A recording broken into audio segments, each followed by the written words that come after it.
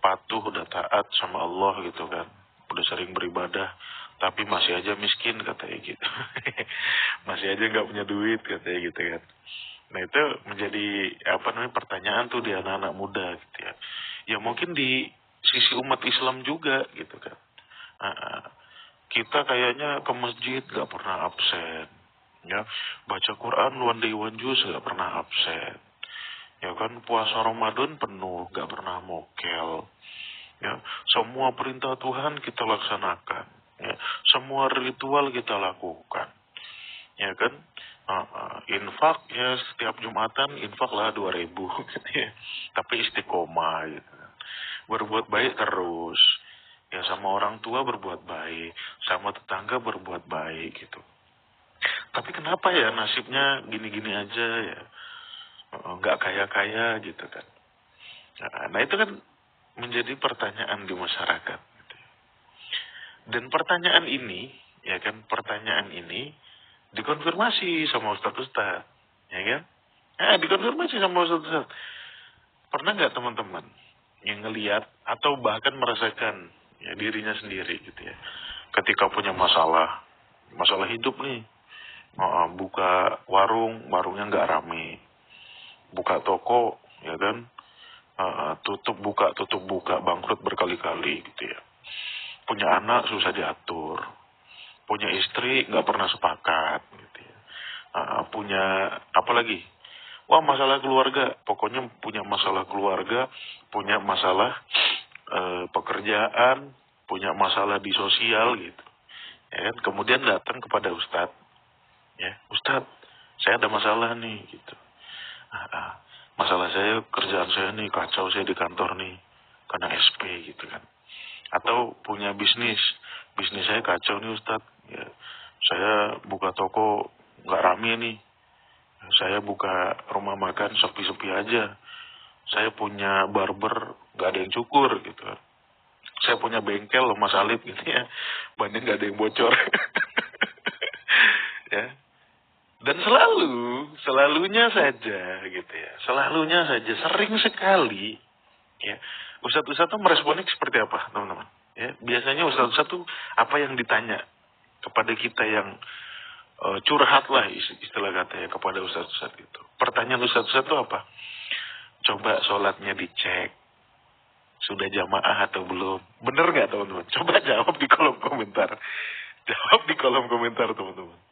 Ya, kalau kita curhat sama ustadz punya masalah hidup, ya pasti pertanyaannya tuh coba sholatnya dicek, sudah jamaah atau belum? Bener nggak teman-teman? Coba jawab di kolom komentar. Bener nggak teman-teman? Ini saya minta verifikasi nih dari teman-teman nih, ya kan? Bener nggak? Coba dicek, udah bersyukur belum? Bener nggak? Bener ya teman-teman ya? Umumnya gitulah, ya kan? Coba dicek, zikirnya udah didawamkan belum? Ya, ya kan? Selalu begitu loh. Ya, mau ustadz kampung, ustadz kota, ya kan? Selalu begitu yang ditanya. Bener nggak teman-teman? Coba jawab teman-teman. Sudah sedekah atau belum? Gitu ya. Ada masalah nggak sama orang tua gitu ya? Sering nggak teman-teman? Ya, ini yang saya ceritakan ini nyata atau tidak? Coba jawab di kolom komentar. Nyata atau tidak teman-teman? Iya, zikir pagi petangnya udah dikencengin atau belum? Ya, nyata atau tidak teman-teman? Coba jawab di kolom komentar. Nyata atau tidak? Nyata ya. Beneran ada ya. Dan umumnya begitu ya. Ya kan? Umumnya begitu. Nah itu yang saya bahas di podcast malam tuh. Ya, bukan podcast sih sebetulnya, ngobrol-ngobrol santai aja gitu ya. Bang Sardi tuh nanya gitu. Itu berasal dari keresahan pribadi Bang Sardi, anak-anak muda gitu ya. Dia nyebut dirinya anak muda, umurnya 40 tahun. Lah saya baru 34. Dianggap apa gitu. Ya kan? Dia tanya gitu. Nah terus padahal kita ini udah soleh katanya gitu, ya kan? Intinya setiap permasalahan di masyarakat, ya, yang dipertanyakan adalah kita ini sudah soleh belum jadi orang, gitu. Ya kan? Nah, kalau datang ke Ustadz pasti yang ditanya itu tuh, salatnya subuhnya di masjid nggak? Hehehe, ya kan? Habis sholat subuh baca Quran nggak? One day one juice, ya kan? Habis sholat subuh zikir nggak? Doanya gimana? Ya kan? Ada lagi yang nanyakan makanan gitu. Makananmu halal atau haram? Jangan-jangan makananmu masih makanan haram. Ya kan? Nah ini dan lain sebagainya, dan lain sebagainya, dan lain sebagainya. Dan di situ kita sebagai umat yang bisa berpikir, ya kan? Kita langsung bertanya-tanya, emang ada hubungannya ya orang sholat sama nggak sholat, ya, dengan perolehan rezeki, ya kan? Di dalam hati kita yang paling dalam, ya, di dalam kalbu kita yang paling dalam, sebagai manusia waras, pasti kita pernah berpikir seperti itu. Emang ada hubungannya ya sholat atau nggak sholat dengan perolehan rezeki? Benar nggak teman-teman? Ya kan? Emang ada hubungannya ya zikir sama nggak zikir sama perolehan rezeki? Ya, benar nggak teman-teman? Benar ya? Pernah bertanya-tanya seperti itu kan?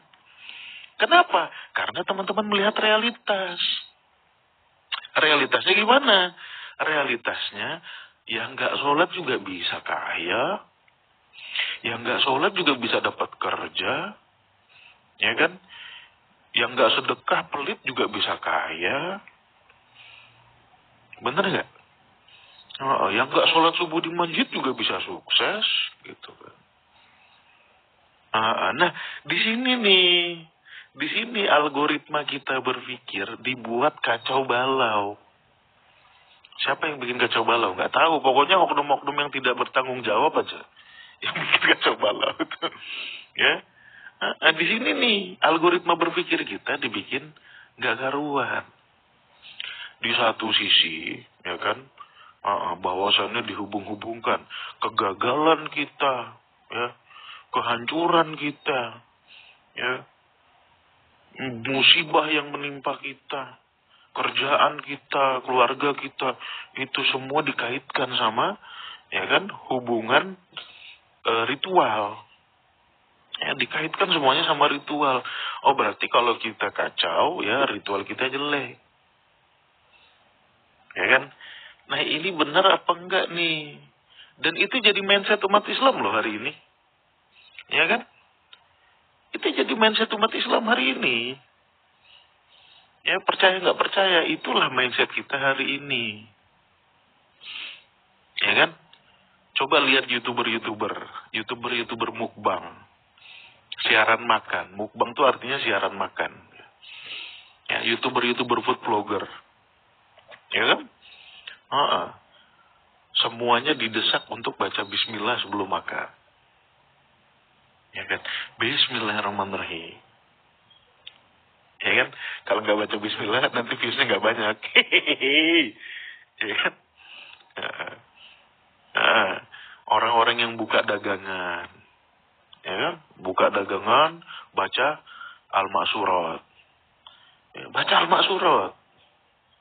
Ya kan? Jadi hal-hal yang bersifat objektif, sebab akibat, ya kan? Atau interaksi antar subjektif, antar manusia, itu dikait-kaitkan dengan hubungan antara kita sama Allah, gitu. Dihubung-hubungkan. Padahal ada hubungannya apa enggak? Ya kita cari dong, ya kan? Kita cari dong dalam Al-Quran. Benar ada hubungannya atau tidak? Oke? Kita dikatakan bisnisnya bangkrut, kerjaan nggak beres karena kita nggak sholat di masjid, atau karena kita sholatnya berantakan. Ayo kita cek, ya, bener nggak? Ya, pertanyaan sederhana kok. Bener nggak kita ini disuruh sholat untuk sukses gitu? Ya, biar bisnisnya nggak bangkrut, bener atau enggak? Benar nggak Allah suruh sholat ya agar kita keluar dari kemiskinan? Benar atau tidak? Ya kan? Itu untuk membuktikannya gampang aja sih. Ya, lihat aja Al-Quran. Ya kan? Di surat Toha misalkan. Ya. Di surat Toha Allah berfirman, ya, ayat 14.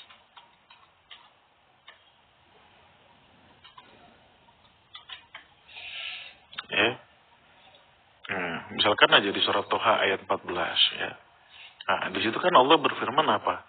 Innani anallah la ilaha illa ana fa'budni wa aqimis sholata li zikri. Ya. Dirikanlah sholat untuk mengingatku gitu. Ya kan? Untuk ingat sama Allah. Bukan untuk merubah nasibmu dari miskin jadi kaya gitu loh. Bukan untuk merubah kondisi keluargamu yang tadinya carut marut jadi beres. Bukan, kata Allah. Ya kan? Kata Allah apa tadi? Ya, lihat tuh ayatnya tuh. Aqimi sholat li zikri, untuk mengingatku, kata Allah. Konsekuensinya kalau nggak sholat, nggak ingat Allah. Ya. Nggak ingat Allah. Ya kan? Sholat itu dibuat misalkan di tengah-tengah siang, zuhur gitu ya. Buat apa kita sholat? Biar ingat Allah. Kalau kita nggak ingat Allah, kita berbisnis, nanti zolim kita. Ya. Hajar kanan, hajar kiri, tabrak, halal haram tampar. Ya, halal haram tabrak gitu ya. Nah, dengan adanya kita mengingat Allah, kita bisa menjaga perilaku kita gitu. Ya kan? Makanya Allah mengatakan inna sholata tanha 'anil fahsya wal munkar di ayat lain. Ya, ini kan perilaku nih. Ya. Inna sholata tanha 'anil fahsya wal munkar. Ya. Surat apa tuh? Al-Ankabut ayat 45. Itulah kata Allah gitu. Ya. Kau tuh disuruh sholat biar kau ingat Allah. Biar kau tuh hidup hari-harimu tidak menzolimi diri sendiri, tidak menzolimi orang lain. Biar perilakumu itu terbatasi. Ya. Jangan sampai kau nggak ingat Allah. Ya. Nanti halal haram hantam gitu kan. Nanti zolim sama diri sendiri, sama orang lain, sikat-sikat aja gitu. Makanya Allah bilang, wa aqimis sholat inna sholat tanha 'anil fahsya wal munkar. Sholat itu dapat mencegahmu dari perbuatan keji dan mungkar. Bukan biar lu kaya. Weh. Bukan biar lu dapat kerja. Sholat itu untuk ngontrol perilaku kita. Ya. Ini kan terbukti bahwasannya apa yang kita ngomong itu ngarang semua gitu. Apa yang tokoh-tokoh kita ngomong itu ngarang semua. Kok dikait-kaitkan? Bisa-bisanya dia mengkait-kaitkan hal seperti ini gitu. Yang tidak ada hubungannya. Ya. Apalagi fungsi sholat. Untuk kita minta tolong contohnya. Ya kan? Kita minta tolong. Ya. Ya ayyuhalladzina amanus ta'inu bisobri wassalah.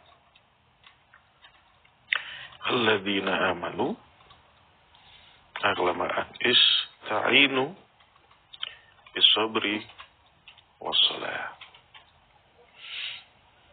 Ya. Ya ayyuhalladzina amanu ista'inu bisobri wassalah, untuk minta tolong sama Allah. Tapi sama Allah jangan minta kerja. Minta ilmu. Itu Allah kasih. Ya. Kita minta duit sama Allah. Allah nggak cetak duit. Ya. Minta ilmu sama Allah. Makanya ya, implementasi dari ayat ini. Nggak tahu ya, saya pengalaman subjektif teman-teman saya nggak tahu. Tapi kalau saya sendiri, saya itu pernah dapat ide ketika sholat. Ide skripsi saya tuh, judul skripsi saya waktu S1.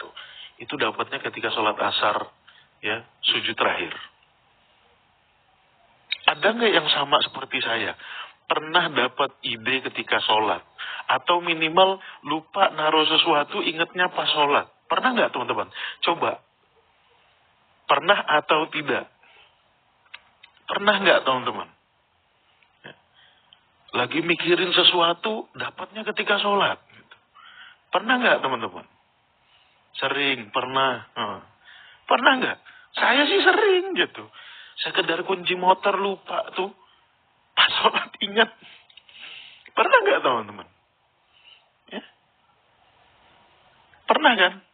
Walaupun pengalaman subjektif kita, ya itu mengkonfirmasi ayat ini gitu.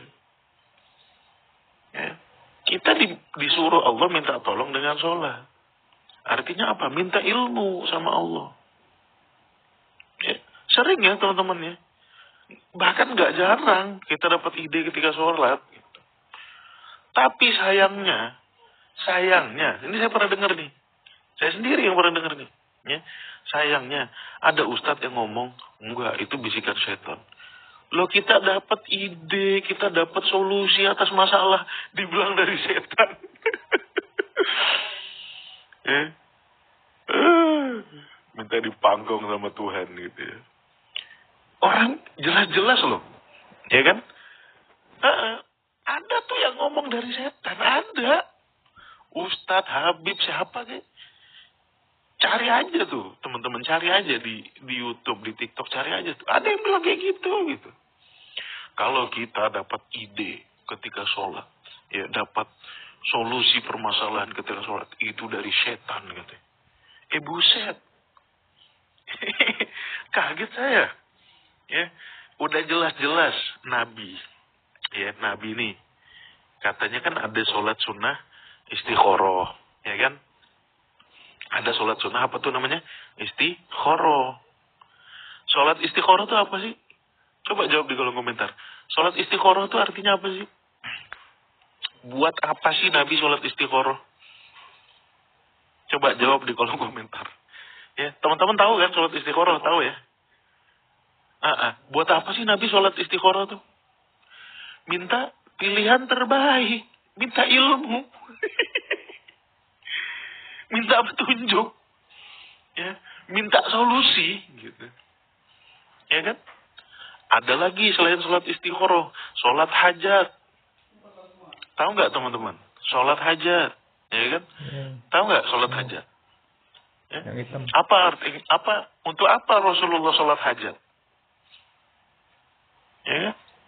Untuk minta ilmu sama Allah gitu. Dia punya hajat. Gimana nih ya Allah? Ya. Minta ide, minta ilmu sama Allah gitu. Lah secara Qur'ani ada ayatnya, secara sunnah Nabi ada ayatnya. Kok masih ada ustadz yang bilang kalau kita dapat ilmu ketika sholat artinya dari setan gitu. Kan nguarang gitu. Ya. Nah, disinilah pentingnya kita umat Islam untuk berpikir waras. Ya. Disinilah pentingnya gitu. Jangan menghubungkan sesuatu yang tidak ada hubungannya. Sholat itu ya untuk kita ingat Tuhan. Atau ketika kita ingin meminta pertolongan. Pertolongan dalam hal apa? Dalam hal keilmuan. Tapi kalau minta kerja, sama Gibran, 19 juta lapangan kerja. Ya. Sama Prabowo Subianto, sama Presiden. Nah, disinilah kita harus pintar-pintar memilah dan memilih. Tapi kan umat Islam hari ini berpikirnya nggak gitu. Ya. Oh, berarti kalau saya rajin ke masjid, nanti otomatis. Nah, ini nih pikiran umat Islam nih. Benar nggak teman-teman? Ya kan? Oh, kalau saya rajin ke masjid, otomatis nanti anak saya jadi gampang diatur. Nah, ini. Ya. Kalau saya sholatnya rajin ke masjid, ya nanti otomatis kerjaan saya beres. Ini apa gitu loh. Kata-kata otomatis itu loh. Ya kan? Ini yang jadi masalah umat Islam hari ini. Tapi kan pemikiran umat Islam hari ini gimana? Ya kan? Ketika kita punya masalah, ya kita sedekah aja. Dengan demikian otomatis, ya ini yang jadi masalah. Otomatis kerjaan beres, otomatis dapat kerja. Ya kata siapa bro, gitu loh. Ya, kita katanya kita kurang sedekah. Kalau kita bisnismen nih, misalkan nih, yang datang lain lagi nih, ya bisnismen, orang kaya, gitu. Curhat sama Ustadz, Ustadz, saya ini harta nggak kurang-kurang lah katanya. Tapi kenapa ya hubungan sama istri kurang baik? Ya kan hubungan sama anak kurang baik. Komunikasi sama anak dan istri tidak lancar. Komunikasi sama orang tua tidak lancar. Gimana ya Ustadz? Anda kurang sedekah. Ya? Anda kurang sedekah katanya. Kenapa? Karena yang datang orang kaya. Langsung dipalakin sama dia. Ya? Emang Allah nyuruh kita sedekah buat apa? Ya? Emang Allah menyuruh kita berinfak untuk siapa? Ya. Kan algoritma Quran itu jelas. Kau berinfak untuk ya kerabat dekat, untuk orang tua dalam konteks nafkah. Kemarin sudah kita bahas. Kepada anak yatim, kepada fakir miskin. Ya. Itu semua orang-orang yang membutuhkan bantuan finansial. Jadi kalau kita berinfak, manfaatnya itu untuk orang lain. Ya. Tetapi kita menghubung-hubungkan yang tidak ada hubungannya. Ya kan? Inilah kacau cara berpikir kita. Kita berinfak dengan harapan penolak bala. Bapak kau. Ya. Kita nih, ya, misalkan siapa nih mau mudik, ya dari Surabaya ke Jakarta misalkan. Kok mudik Surabaya ke Jakarta gitu, kebalik gitu ya. Dari Jakarta ke Surabaya misalkan, mudik nih, ya. Biar terhindar dari mara bahaya, apa yang dilakukan? Sedekah sebelum berangkat. Yuk sedekah yuk, biar perjalanan kita lancar. Ini namanya membodohi diri sendiri. Ya. Jelas-jelas infak itu biar kita ya mau berbagi sama orang. Dengan demikian, ya kan, orang itu yang tadinya kebutuhan finansialnya tidak menutupi, menjadi tertutupi. Itu manfaat infak. Ya. Kita ngarang-ngarang cerita. Pernah dengar nggak teman-teman? Ada yang pernah dengar nggak? Sedekah menolak bala. Pernah dengar nggak teman-teman? Coba jawab di kolom komentar. Kalau ada yang nggak pernah dengar itu kacau sih. Pernah dengar nggak teman-teman? Sedekah menolak bala. Benar nggak? Pernah dengar nggak teman-teman? Pernah ya? Pernah dengar ya? Nah, sering ya? Banget dengar. Nah ini kan kita nggak. Ini akal kita lagi dibodoh-bodohin apa gimana sih gitu kan? Masa sedekah menolak bala? Ya kalau kita pengen mudik nih dari Jakarta ke Surabaya naik mobil pribadi, bagaimana caranya agar kita minimal ya mengantisipasi mara bahaya? Ya persediakan dengan baik, ya siapkan dirimu dengan baik, kendaraannya dicek, bannya gundul apa enggak, ya karburator oke enggak, ya, aki bagus enggak, oli udah diganti atau belum, ya kondisi mobil cek semuanya, ya kan, sudah mobilnya cek kondisi driver selama berpuasa, ya kan, nanti di mana kita rencana untuk istirahat, ya nanti yang driver berapa orang, gantiannya berapa jam sekali, ya kan, obat-obatan bawa enggak, persediaan selama di jalan bawa enggak, nanti kalau macet kira-kira macetnya berapa lama, ya kalau macetnya kayak waktu itu tuh pernah seharian macet, nah itu gimana antisipasinya, perlu bawa galon atau enggak untuk minum, ya, persediaan makanan gimana kalau kita kena macet. Itu baru Anda dapat mengantisipasi mara bahaya. Tapi kita enggak diajarin apa sedekah menolak bala. Apa hubungannya?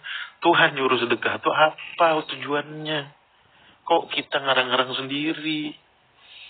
Ini loh, ini kan akhirnya algoritma kita sebagai umat Islam itu dikacaukan sama ajaran-ajaran yang gak masuk akal gitu. Masa iya Tuhan nyuruh yang gak masuk akal? Ya. Dan ini sering terjadi di masyarakat. Saya pun mengalami. Ya, saya pun mengalami. Bahkan saya pun pernah gitu. Maksudnya saya tuh pernah, bukan saya yang curhat. Kalau saya sih dari dulu gak pernah gitu-gitu ya. Saya itu kan apa namanya ya, kemarin 2 tahun atau pasca COVID itu sering sakit lah saya tuh, ya kan, sering demam, sering apa kan, paru-parunya keserang kan ketika COVID ya. Saya nggak pernah ke masjid gitu. Nah tiba-tiba udah saya sembuh gitu ya, saya ke masjid, ketemu sama orang gitu, ya kan, ketemu sama orang. Ketika itu saya udah kayak gini nih, udah berpikir Qurani seperti ini, ya kan. Nah orang itu tanpa ditanya, ya nggak tahu juntrungan ngobrolnya apa, tiba-tiba nanya saya, Ustadz kemana aja antum nggak pernah kelihatan di masjid gitu. Saya bilang saya habis sakit, habis demam seminggu saya bilang. Terus kata dia apa? Nah coba Ustadz, antum cek hubungan antum sama orang tua antum. Saya langsung kasih HP saya, ini hubungin ibu bapak saya. Langsung tanya sendiri. Ya, sok tahu bener gitu loh. Apa hubungannya aku sakit sama hubunganku sama orang tua? Emang bakteri-bakteri patogen itu nanya dulu gitu? Atau mendeteksi dulu? Ini bakteri patogen nih. Bakteri patogen itu yang bakteri penyebab sakit gitu ya. Kuman-kuman. Ayo kita serang Sarip. Kenapa? Karena hubungan dia sama orang tua tidak baik. Jadi ayo kita bikin dia demam. Emang kayak gitu. Ya, bodoh-bodoh gitu dibuatnya gitu loh. Ya. COVID nih, misalkan COVID. Ya. Emang dia mau nyerang orang tuh? Ayo lihat. Siapa yang hubungan sama orang tuanya tidak baik. Ya. Kita serang dia. Ya enggak lah. Kok bodoh-bodoh gitu tuh. Ya kan? Dan kita percaya aja loh. Ya. Herannya tuh umat Islam tuh. Kok percaya aja gitu. Kamu sakit ya? Sering sakit kamu ya? Oh. Berarti kamu ini hubungan dengan orang tuamu tidak baik. Ya. Hubunganmu sama alam nih gak baik. Gitu. Hubunganmu sama makananmu tuh gak baik. Gitu.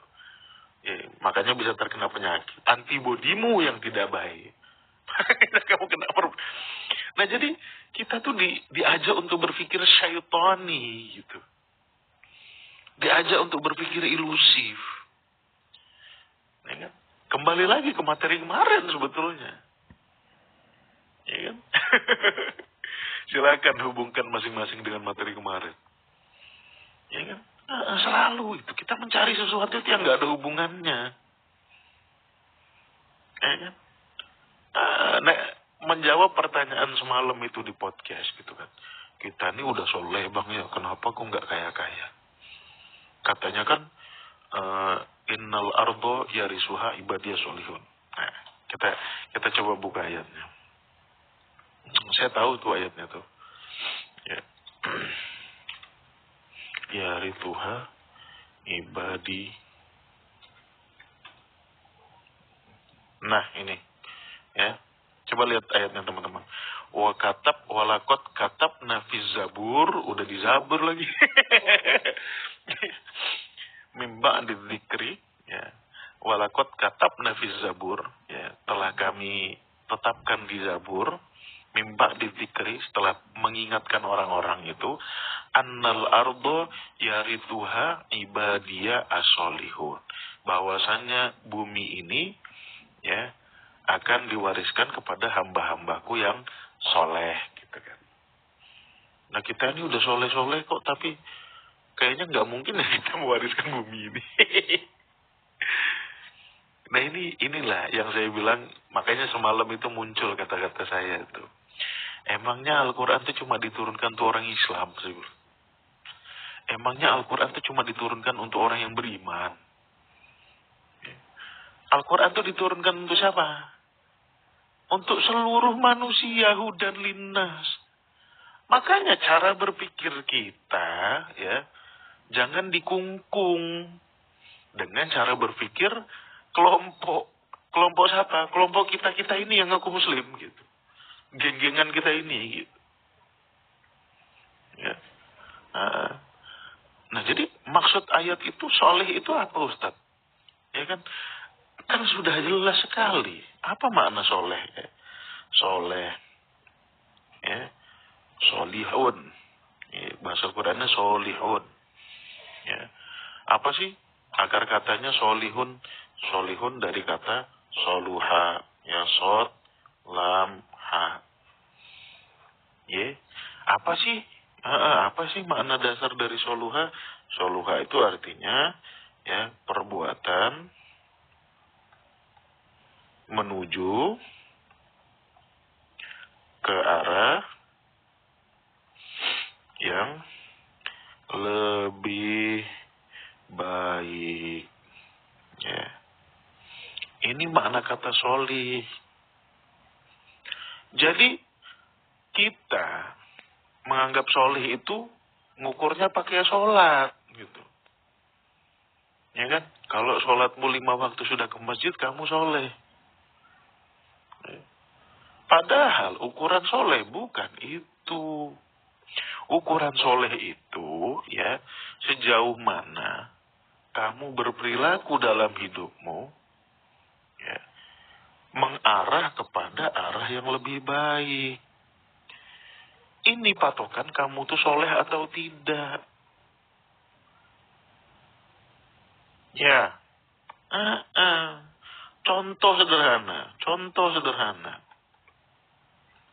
Ya, contoh sederhana. Ini saya contohkan yang paling sederhana. Ya, di rumahmu ada keran rusak. Ya, di rumah teman-teman ada keran rusak. Oke? Kemudian teman-teman beli keran baru di toko material, diganti keran ini yang rusak ini. Ya, menjadi kerannya sehat lagi. Ya. Ini amal soleh namanya. Kenapa? Karena teman-teman mengganti sesuatu yang rusak dengan yang benar, yang sehat. Itu namanya amal soleh. Tetapi di otak kita, ini jujur aja nih, saya tanya nih sama teman-teman. Di otak kita selama ini, kita memahami amal soleh itu apa sih? Sholat, sedekah, gitu kan? Kita memahaminya kayak gitu kan? Benar nggak? Coba jawab di kolom komentar. Benar atau enggak, teman-teman?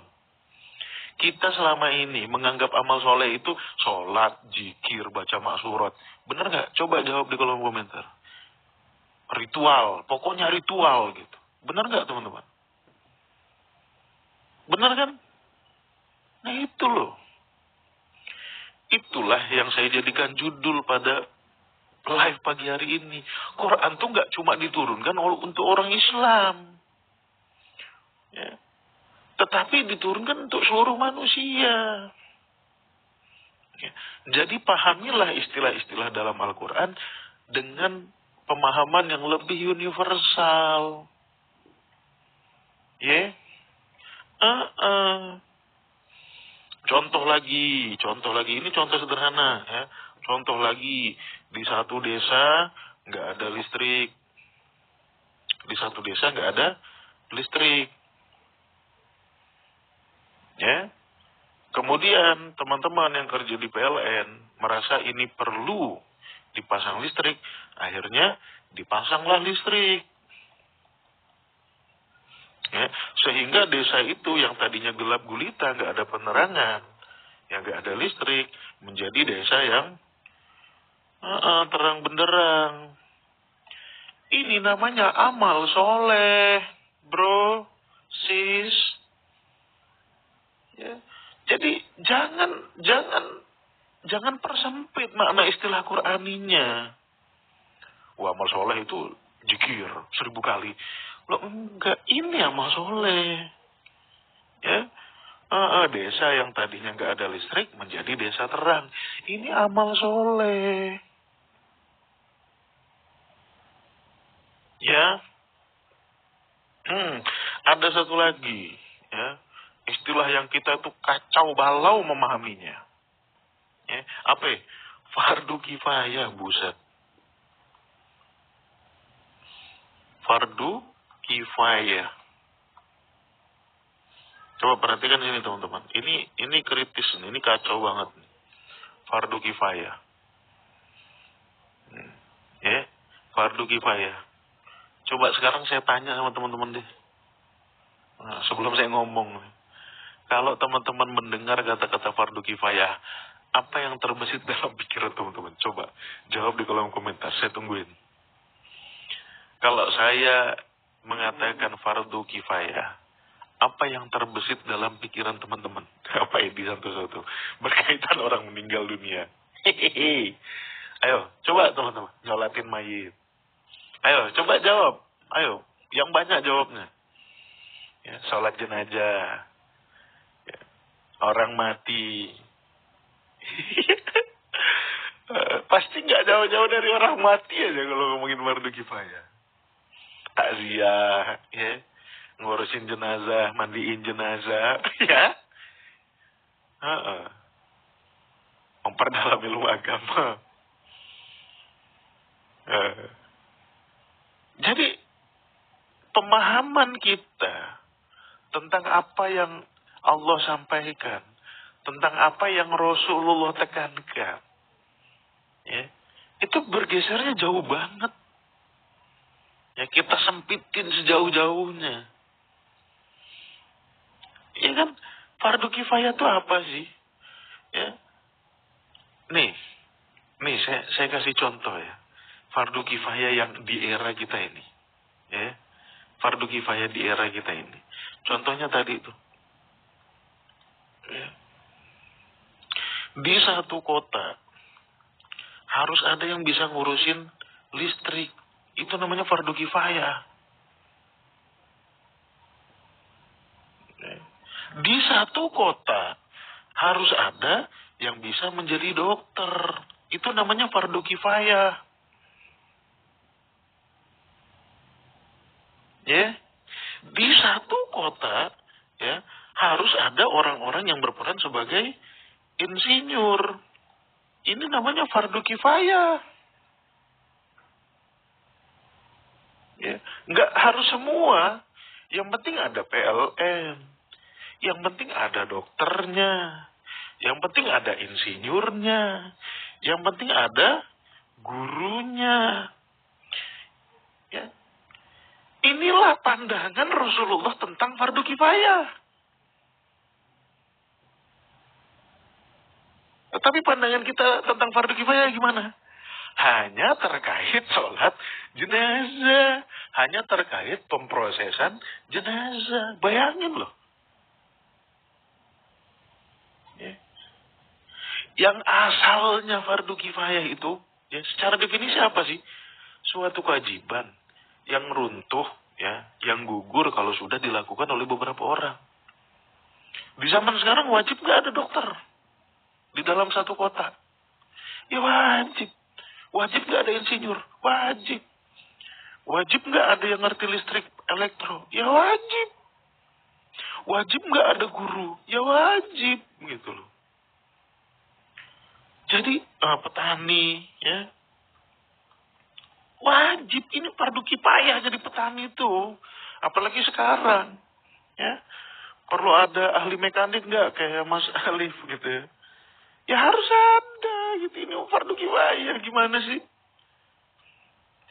Bahkan mayoritas profesi-profesi kita itu ya fardu kifayah gitu loh. Nah kita dipersempit pemahaman kita tentang fardu kifayah. Yang penting urusan jenazah. Gimana sih? Ya, ini loh jauh banget gitu loh. Jauh banget makna pemahaman yang dibangun oleh Rasulullah dengan pemahaman kita tuh jauh sekali gitu. Ya. Saya pernah diminta sama orang dekat sini. Rib, istri kamu bisa ini nggak fardu kifayah? Saya langsung ngeheng gitu ditanya. Maksudnya bisa fardu kifayah gitu. Fardu kifayah itu loh ngurusin jenazah. Masa nggak tahu? Loh sorry, di benakku fardu kifayah nggak cuma ngurusin jenazah gitu loh. Fardu kifayah apa dalam hal listrik? Dalam hal tata kota, dalam hal kesehatan, dalam hal pendidikan. Dalam hal apa dulu? Itu semuanya fardu kifayah. Ya di satu desa nggak ada dokter, ya kacau gitu loh. Di satu desa nggak ada petani, ya kacau. Di satu desa nggak ada guru, ya kacau. Di satu desa nggak ada ahli mekanik, ya kacau gitu loh. Itu namanya fardu kifayah. Ya. Di satu negeri nggak ada tentaranya, ya kacau gitu loh. Tapi kalau di Indonesia nggak ada polisi gimana? Ya kacau kalau nggak ada polisi gitu ya. Ya kan? Harus ada. Itulah fardu kifayah. Ya kan? Nah ini ya Allah kita tuh amal soleh kita nggak pahami secara universal. Fardu kifayah tidak kita pahami secara universal. Lambok kira Quran tuh untuk siapa gitu loh. Untuk dirimu saja yang mengaku sebagai muslim. Kan enggak. Untuk seluruh manusia, hudan linnas kata Allah. Ya, orang Cina itu manusia bukan. Ya, orang Irian, ya orang Australia, orang New Zealand, ya, suku Aztec, suku Maya, itu semua manusia. Ya, orang Jerman, Barack Obama, emang bukan manusia, itu semua manusia. Petunjuk Tuhan bersifat universal. Jangan kita artikan dalam kerangka berpikir golongan kita. Gitu loh. Amal soleh, oh berarti jikir. Mbahmu. Ya. Jadi kalau ada gubernur, dia membangun jalan. Itu namanya amal soleh. Jalannya sebelumnya rusak, dibangun jalannya, dirapikan. Itu amal soleh. Ya. Jalan rusak yang di-upgrade mobilnya, jalannya betulin gitu. Ya. Itu namanya amal soleh. Ya. Nah, kita dikacaukan selama ini karena kita berpikirnya secara golongan. Ya kan? Kita hanya berpikirnya secara golongan. Sama juga dengan takwa misalnya. Ya. Apa sih takwa? Ya kan, menjalankan perintah Tuhan dan menjauhi larangannya. Terlalu umum ya informasi Anda gitu. Ya. Takwa, ya kan, itu berasal dari vokal dasar wako, ya, ya. Artinya apa? Artinya mengelak, ya. Mengelak untuk selamat, itu artinya. Menyelamatkan diri, itu arti dari wakoya. Ya. Jadi orang yang bertakwa gimana? Contoh tadi itu, orang mau mudik ke Surabaya, ke SBY, ya, dari Jakarta. Ya. Bagaimana dia menjadi orang bertakwa ketika mudik ke Surabaya? Ya, persiapkan. Persiapannya gimana? Ya, kendaraan, ya persiapan terkait apa? Kendaraannya gimana? Ya kan, drivernya gimana?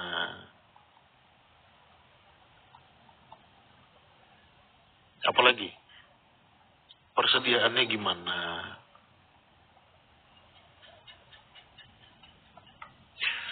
Ini namanya orang bertakwa. Kita mengelakkan sesuatu agar kita selamat. Ya. Kita mau selamat di akhirat. Ya kan? Ya sholat. Ya puasa. Tapi takwa nggak cuma itu. Ya kan? Makanya balasan takwa itu kan macam-macam. Ya kan? Coba kita lihat ya ayat-ayat tentang takwa-takwa ini. Ya. Contoh yang paling sering disebutlah ittaqullah, ya, wa yu'allimukumullah.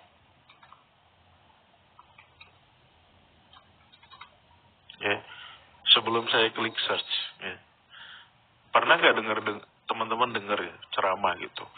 Bertakwalah kepada Allah, Allah akan memberikan ilmu kepada kita. Anggapan kita gimana? Kita zikir, kita sholat, nanti kita dapat ilmu laduni. Benar gak? Coba pemahaman teman-teman benar gak? Ya, kayak gini gak? Ya. Ittaqullah wa yu'allimukumullah. Ya. Bagaimana kita mengartikannya? Kau banyak zikir, kau banyak sholat, nanti dapat ilmu laduni. Bener gak pemahaman kita selama ini kayak gini gak? Bener gak teman-teman? Jujur aja nih mah. Gitu. Kalau saya iya, dulu saya meyakini seperti itu. Ya. Coba jawab di kolom komentar, bener gak? Sebelum saya klik ayatnya nih. Ya. Sebelum saya klik search ya. Ya. Betul nggak teman-teman? Pemahaman kita ya, banyak zikir, banyak sholat, nanti kita dapat ilmu laduni. Bener nggak teman-teman? Bener ya? Soalnya saya juga pernah gitu. Saya yakin apa yang saya rasakan ini, teman-teman pernah rasakan juga. Sebagai umat Islam pada umumnya dulu. Ya, semua diartikan jimat, ya itu tadi. Kita klik ayatnya. Oh, ayatnya panjang teman-teman. Tahu nggak ayat ini tentang apa? Ya, tahu nggak ayat ini tentang apa nih? Surat Al-Baqarah 282. Tahu nggak teman-teman? Ayat ini tentang apa? Surat Al-Baqarah 282. Tentang apa ini? Tentang mekanisme ngutang. Ya. Ini ayat ini tentang mekanisme ngutang gitu. Jadi kata Allah, kalau kau berutang, ya, atau kalau ada orang ngutang sama lo, kan, nih lakukan ini nih. Ini saran dari Allah nih, panjang. Satu ayat satu lembar sendiri ngomongin utang. Ya, ya ayyuhalladzina amanu idza tadayantum bidainin ila ajalin musamma faktubuhu. Ya kan? Wahai orang-orang yang beriman, kalau kau punya utang, ya, kalau kalian mau ngutang, ya, maka uktub, ya. Uktub itu artinya bukan tulis, ya. Tentukan, ya, SK-nya ditentukan, syarat dan ketentuannya ditentukan. Ya. Makanya Allah bilang wal yaktub bainakum katibum bil adli. Yang nentukan SK-nya harus orang adil. Kalau cuma nulis nggak perlu orang adil, yang penting tulisannya bagus, bisa dibaca gitu. Ya. Itulah kita jangan memaknai semua kata-kata ba itu artinya nulis gitu. Ya. Di sini artinya bukan tulis, ya. Tentukan SK-nya gimana kalau kau mau ngutang itu. Makanya yang nentukan SK-nya orang adil. Bukan orang yang bagus tulisannya doang. Gitu ya. Wal yaktub bainakum katibum bil adli. Ya kan? Saya singkat aja ya. Bla bla bla bla. Pokoknya ini saran dari Allah ya kepada kita kalau kita mau mengutang. Oke? Kemudian ujung ayatnya wattaqullah wa yu'allimukumullah. Yang Allah ajarkan kepada kita ini kan mekanisme agar kita ngutangnya nanti itu ya tidak menimbulkan masalah gitu loh.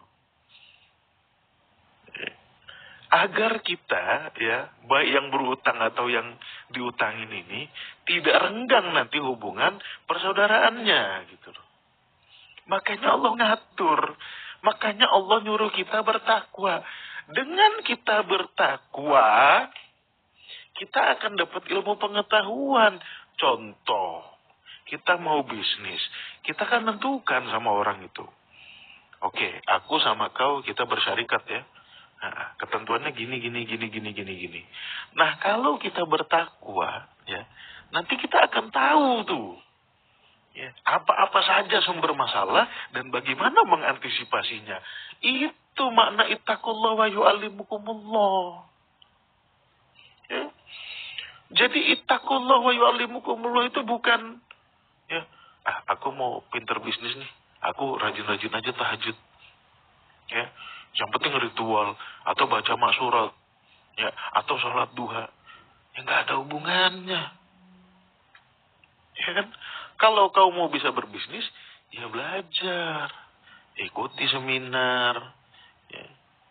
Ikuti pembelajaran-pembelajaran bisnis di YouTube, di TikTok. Banyak. Duh, nyebut aplikasi merah lagi. Ya. Banyak gitu loh. Nah, itu cara kita bertakwa kepada Allah. Dan dengan demikian Allah mengajarkan kita. Gampangnya tuh, aduh restriktif gara-gara nyebut aplikasi merah, ya nggak apalah, udah mau selesai.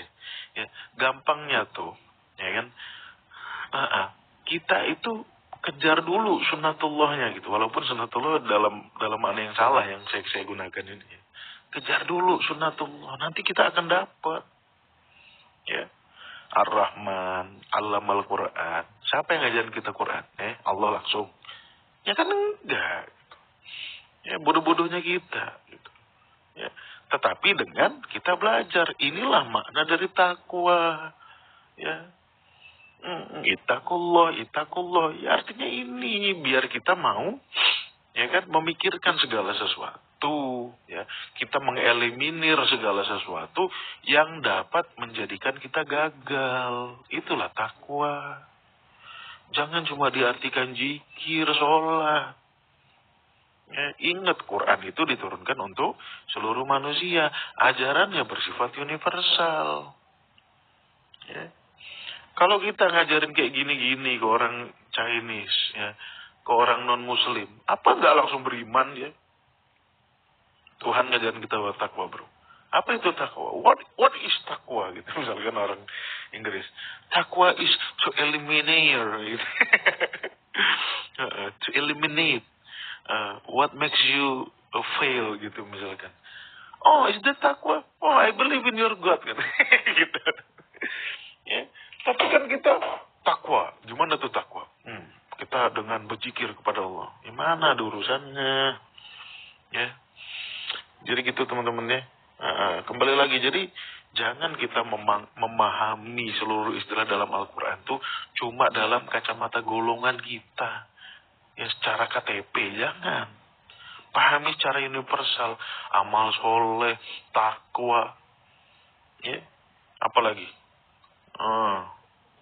Ya kan banyak sebetulnya istilah fardu kifayah tadi. Ya, kita memahaminya cuma sebatas ya itu tadi gitu dalam golongan kita. Ya zakat. Ya kan? Zakat tuh untuk orang Islam katanya. Ya kan? Padahal orang lapar tuh nggak kenal agama. Orang kena bencana, ya nggak kenal agama, bantu-bantu aja gitu. Tapi kan kita nggak mau, kita berpikirnya dalam golongan gitu. Oke. Itu aja teman-teman yang bisa saya sampaikan pada pagi hari ini. Mudah-mudahan bermanfaat. Ya. Intinya pahamilah Al-Quran dengan istilah-istilah yang universal, karena petunjuknya pun bersifat universal. Oke. Sudah dibatasi sama TikTok, kita akhiri saja. Wabillahi taufiq wal hidayah. Assalamualaikum warahmatullahi wabarakatuh.